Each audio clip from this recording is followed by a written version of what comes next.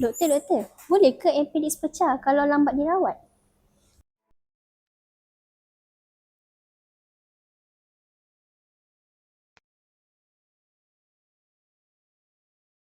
Ya, spektrum untuk pesakit yang datang dengan appendix ataupun appendicitis, keradangan pada appendix. Ada pesakit yang datang pada peringkat awal, mereka datang dengan kita panggil acute appendicitis saja. Maksudnya bila operation dijalankan, appendix radang tetapi tidak ada tanda-tanda pecah lah ataupun perforation.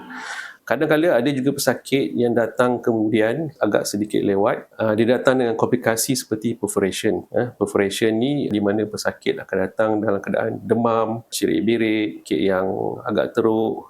Dan bila operation dijalankan, kita tengok memang appendix sudah bernanah. Dan di kawasan keliling itu pun menjadi sangat-sangat kotor lah, contaminated, dan menyebabkan operation lagi sukar dan lebih lama. So yang ini, situasi seperti ini kita panggil perforated appendicitis. So kalau kita tidak rawat dengan secepat mungkin, dia boleh menyebabkan contamination ke seluruh bahagian perut.